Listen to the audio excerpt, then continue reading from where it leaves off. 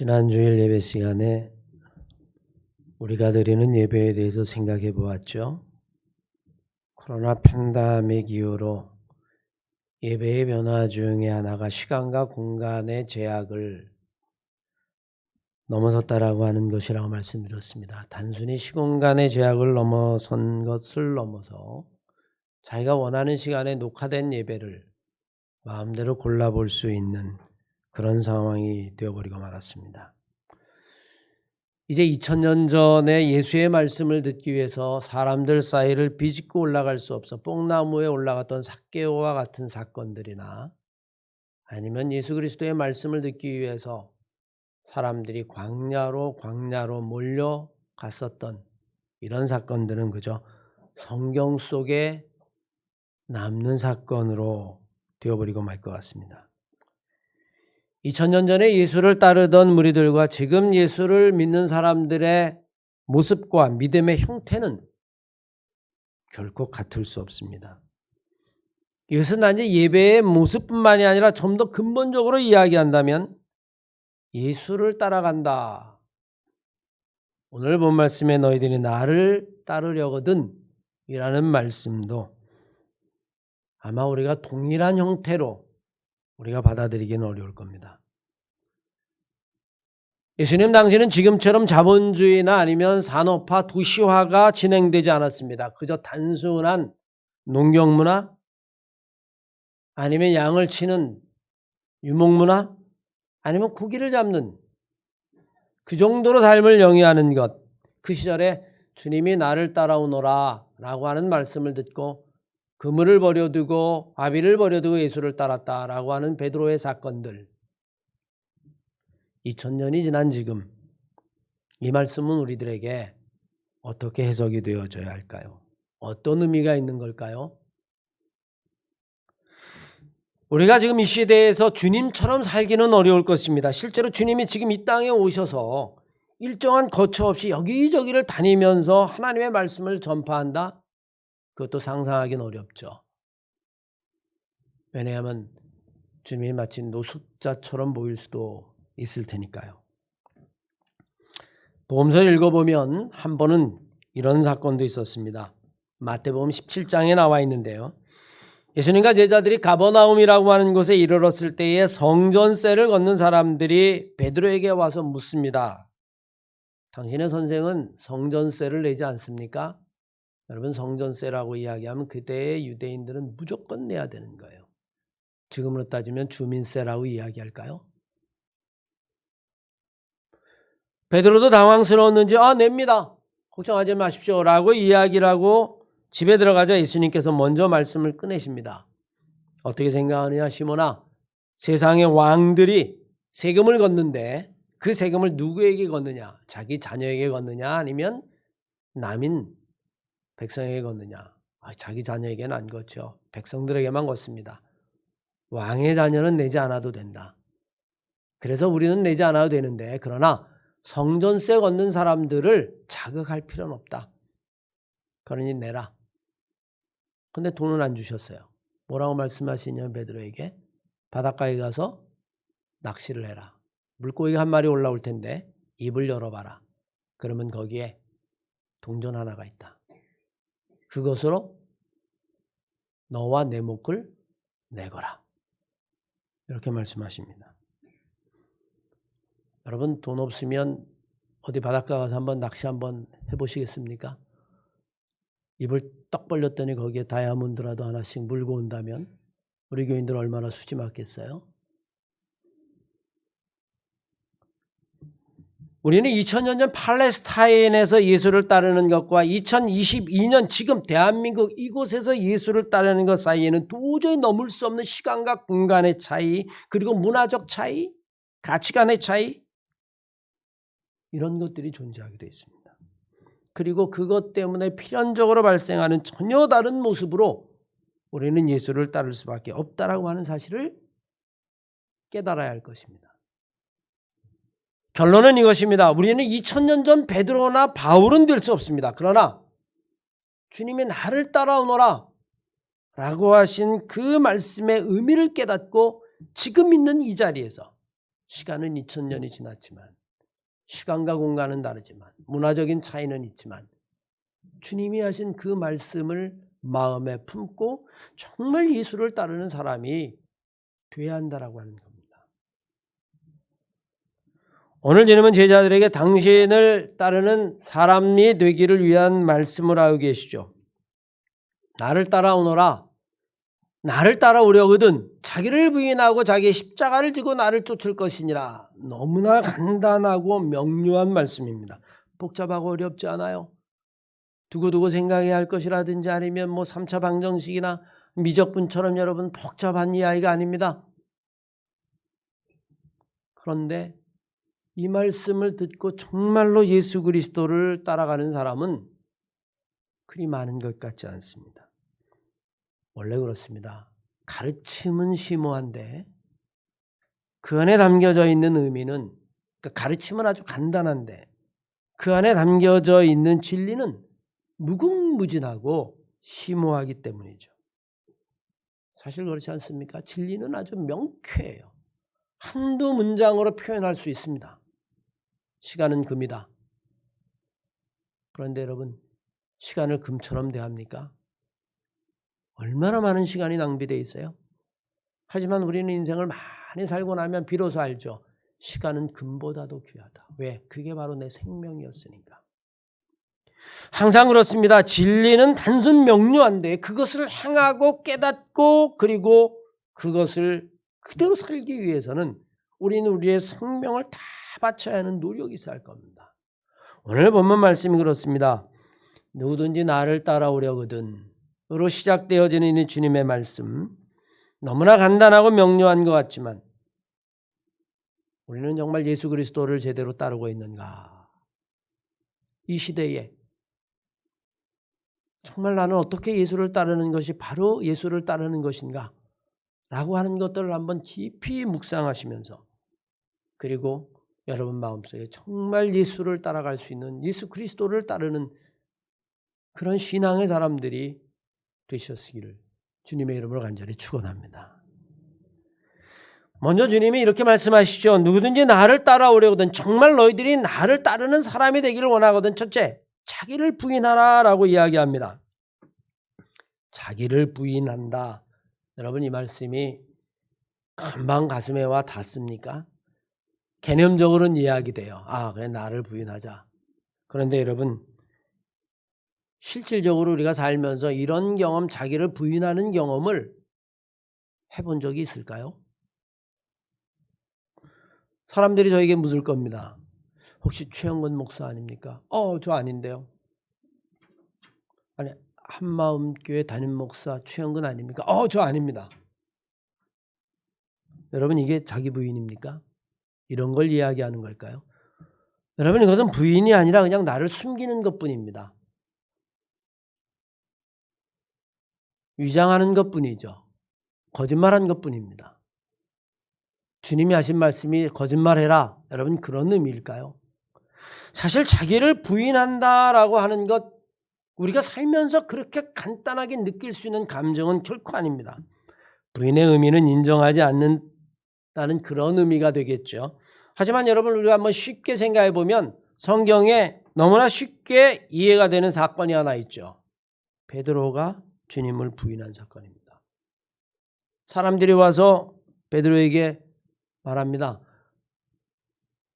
지금 잡혀있는 그 예수 그리스도가 너의 선생이 아니냐? 나 그 사람 모릅니다. 또 묻습니다. 너 갈릴리 사람 아니냐? 어떻게 예수를 모를 수 있느냐? 네 말투를 보았을 때에 너는 분명히 그를 안다. 나 그 모릅니다. 또 묻죠. 너가 그 예수와 함께 있는 걸 내가 분명히 보았다. 천만의 말씀입니다. 나는 그를 절대로 모릅니다. 맹세하건대 나는 그 사람 본 적도 없습니다. 분명한 사실인데 사실이 아니라고 이야기하는 겁니다. 말씀드린 대로 부인의 사진적 의미는 인정하지 않는다라고 하는 것인데, 이것은 남을 인정하지 않는 것까지는 이해가 돼요. 속이는 것까지도 이해가 되는데, 그러나 자기를 인정하지 말라는 겁니다. 자기를 부인하고. 세상의 모든 사람들은요, 스스로 인정받기 위해 삽니다. 어떤 직장이나 공동체 속에서 사람은 자기를 인정해주고 또 인정받을 때만 비로소 자기의 존재가 귀해지고 값어치를 매길 수 있게 되어져요. 아무도 나를 인정하지 않는다. 모든 사람들이 다 나를 부정한다. 나는 여러분 없는 존재와 같을 수도 있습니다. 그런데 오늘 본 말씀에 주님은 우리에게 자신을 따르는 길, 누구든지 나를 따라오려거든 자기를 부인하고 라고 이야기해요. 자기를 부인하고 살아가는 것, 과연 어떤 것을 의미할까요? 우리는 여러분 사도 바울이 쓴 바울 서신 가운데에 바울의 고백을 통해서 우리는 어렴풋이 자기 부인의 감정을 이해할 수 있습니다. 갈라디아서 2장 20절 이하의 말씀에 의하면 내가 그리스도와 함께 십자가에 못 박혔나니 그런즉 이제는 내가 산 것이 아니다. 내 안에 오직 그리스도께서 사신 것이다. 내가 육체 가운데 사는 것은 나를 사랑하사 나를 위하여 자기의 몸을 버리신 하나님의 아들을 믿는 믿음 가운데 사는 것이다. 이게 바울의 고백이에요. 이제는 내가 산 것이 아니다. 내 안에 나는 없고 내 안에 오직 예수만 있다. 자기 부인이라고 하는 의미를 우리는 조금 더 이해할 수 있을지 모르겠습니다. 예수를 따르기로 결심한 순간 첫걸음은 적어도 자기를 부인하는 것으로 시작돼야 된다라고 하는 이 주님의 말씀. 쉬운 것 같기도 하고 어려운 것 같기도 하죠. 여러분들에게 지금은 잊혀졌을지 모르겠지만 저는 아직도 기억이 생생히 납니다. IMF의 그 고통. 왜냐하면 제가 이 IMF 때에 교회를 건축을 했거든요. 이율이 여러분 24%까지 올라간 걸 상상을 하시겠습니까? 그때 저도 답답해서 기도원에 갔는데 강남윤식 기도원에서 만난 사람이 한 사람이 있었습니다. 그는 자살로 자기의 인생을 마감하려고 하다가 어렸을 때 엄마 손에 이끌려서 교회에 간 그 기억이 나서 마지막으로 기도원을 찾은 것이었어요. 그는 대화를 하다가 내가 목사인 걸 알고 자기의 이야기를 간증하듯이 고백합니다. 그는 정말 무척이나 인생을 바쁘게 산 사람이었습니다. 자기의 몸을 돌아볼 시간도 없이 정말 열심히 살았던 사람인 것 같아요. 사업도 승승장구했습니다. 때를 잘 만났는지 그래서 그 당시에만 해도 벌써 여러분 IMF 시절이면 20년이 훨씬 넘었죠. 그때의 당시만 해도 외대 승용차를 3대나 굴리고 있었습니다. 당연히 사업에 성공하고 분주하고 가야 될 자리도 많고 접대해야 될 자리도 많고 그러니 가정도 돌볼 여유가 없죠. 그는 그 흔한 외식도 10년 동안 가족과 해본 적이 없다 이렇게 이야기합니다. 그는 이렇게 고백했어요. 내가 왜 그랬는지 아십니까 목사님? 정말 인정받고 싶었어요. 성공하고 싶었단 말입니다. 성공 이꼬르 인정이라고 하는 도식이죠. 그래서 제가 가면 사람들이 다 인정해 줬습니다. 돈도 뻥뻥 쓰고 외제차를 몰고 다니고 그러니 어디나 가나 인정받았습니다. 너무 좋았습니다. 무슨 모임 가면 자기가 다 돈도 내고 사람들이 인정해주고 박수 쳐주고 사람들이 그 앞에서 굽신거리고 모임에만 가면 최고의 대접을 받고 정말 정신없이 인생을 달려왔습니다. 그런데 문제는 여러분 그러다 병을 얻은 거예요. 그렇게 정신없이 먹고 마시고 사업하고 그랬으니 몸이 견디겠습니까? 몸이 이상해가지고 병원에 왔더니 간경화라고 이야기를 했어요. 병원에 입원하고 다시 재활하고 나오고 그게 여러분 완치가 잘 되지 않는 병이니까 또 무리하면 또 도지고 이걸 갖다 몇 년을 갖다 반복하면서 그런 결국에 쓰러지고 사업도 예전처럼 돌볼 수 없게 되어지고 그러다 자기가 믿고 다 인간 법인 도장까지 맡기던 친구가 싹 사기를 치고 도망가 버리고 만 거예요. 그동안 자기에게 그렇게 박수쳤던 사람들의 환호, 인정, 격려, 부러움 이제는 그것이 다 비난이 되고 동정이 돼서 돌아왔습니다. 그의 곁에 남은 사람은 아무도 없었습니다.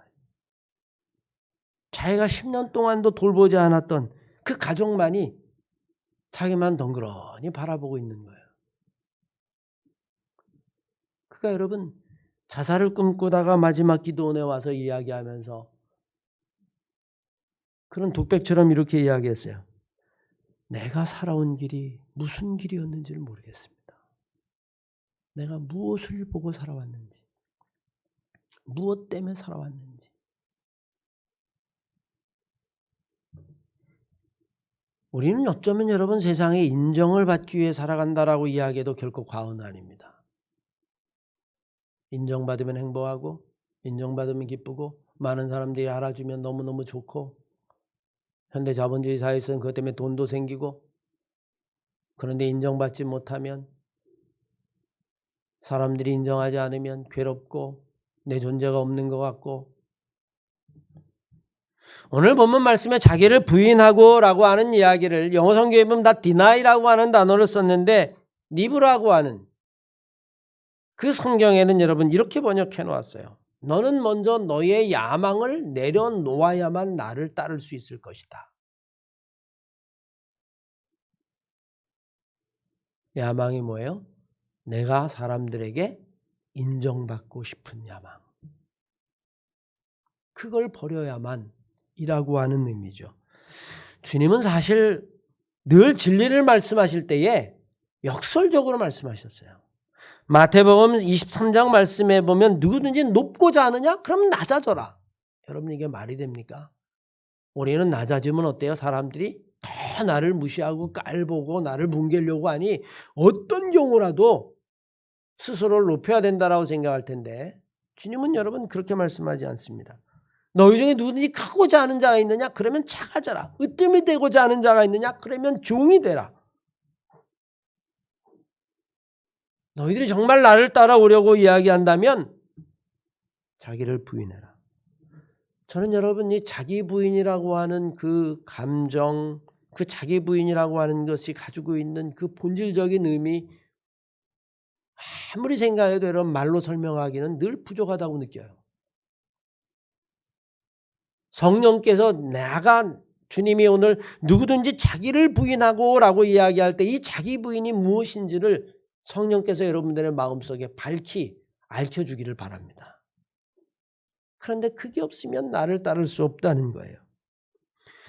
어쩌면 우리에게는 여러분 두 가지 선택밖에 없는지 모릅니다. 나를 부인하고 주님을 따르든지 아니면 나를 인정하고 주님을 부인하든지. 예수님이 십자가에 달리십니다. 고난을 받습니다. 제자들은 한결같이 예수를 부인합니다. 왜? 자기를 부인할 수 없을 때는 예수를 부인할 수밖에 없는 거예요. 그래서 주님을 빌라도 법정에 놔두고 도망간 거죠. 20세기를 살아간 우리 2000년이 지난 지금에도 주님이 우리에게 말씀하시죠. 누구든지 정말로 나를 따라오려거든 자기 부인하는 것을 배워야 할 것이다. 두 번째로 주님 우리들에게 계속해서 말씀하십니다. 누구든지 나를 따르려거든 자기를 부인하고 자기 십자가를 지라라고 이야기합니다. 십자가. 우리는 여러분 십자가 그러면 단순히 고난의 의미를 떠올려요. 골고다 언덕을 생각하기 때문에 그렇습니다. 그래서 속회나 선교회에서도 속 썩이는 사람을 보면 우리가 아유 저건 우리 속회의 십자가야. 저건 우리의 십자가야. 일부는 맞는 말이죠. 그러나 그렇게 좁은 의미로 십자가를 사용해서는 안 됩니다. 십자가는 정말 큰 의미에서 내 삶과 내 삶 안에 담겨져 있는 하나님의 섭리를 의미한다라고 하는 사실을 우리는 분명히 기억해야만 합니다. 우리는 종종 제가 십자가를 짓게요. 라고 이야기를 하죠. 어떨 때입니까? 내가 손해를 좀 보겠습니다. 내가 어려운 일 좀 자처하겠습니다. 물론 여러분 일상을 살다 보면 우리는 그런 경우를 많이 경험하고 그런 말들을 사용합니다. 그런데 주님이 말씀하신 십자가를 지고 라고 하는 말이 단순히 그런 의미일까요? 그저 내가 지겠습니다 라고 이야기하면 져지는 것이 그것이 십자가라면 주님은 왜 겟세마네 동산에서 십자가를 앞에 놓고 그렇게 땀이 피가 되도록 기도하셨을까요? 우리들이 생각하는 십자가라면 주님이 하나님 내가 지겠습니다. 까짓거 좀 손해 좀 보죠. 내가 좀 어려움을 자초하죠. 우리는 여러분 십자가를 그렇게 피상적으로 생각할 때가 너무 많아요. 주님은 십자가를 놓고 땀방울이 핏방울이 되도록, 그것도 한 번이 아니라 3번씩이나 제발 이것을 피하게 해달라고, 그저 간단하게 십자가를 지는 것이라고 이야기하면 그것은 여러분 우리가 만들어 놓은 값싼 십자가일 겁니다. 20세기의 가장 위대한 신학자인 보네퍼는 우리가 하나님의 은혜와 복음을 너무 싸구려로 만든다고 지적했어요. 요한 웨슬레도 우리에게 분명히 이야기했습니다. 값싼 은혜, cheap grace, 너무 값싼 은혜에 오늘날 기독교인들은 정말로 기독교의 능력을 잃어버리고 있다. 주님은 그것을 그렇게 기도하시고 고민하시고 땀이 피가 되도록 하셨는데 우리는 그저 십자가? 내가 좀 지져 뭐. 십자가를 희화화하는 거죠. 사실 그렇습니다, 여러분. 예수님이 주신 십자가는 어떤 거예요? 당신의 몸을 매달 정도로, 당신의 몸을 짓누를 정도로 어마어마하게 무거운 거였는데 우리 십자가는 어때요? 목에 달고 다니잖아요. 그것도 뭐로 만들어서? 금으로 만들어서. 거기에다 다이아도 쫙 박아가지고, 비싼 거는 여러분 수십만 달러 이상 되는 십자가. 그리고 나는 십자가를 맸다. 어쩌면 여러분 우리들이 보여주는 십자가에 대한 상징이 아닐까요? 주님이 매신 십자가는 목에 거는 여러분 아름답게 반짝거리는 보석의 십자가가 아니라 당신의 인생을 짓누르는, 그래서 도저히 질 수가 없어서 쓰러지고 또 쓰러질 때 구레네 시몬이 와서 짊어지고 가는 그 십자가인데 우리는 여러분 십자가를 전혀 이해하지 못하고 있어요.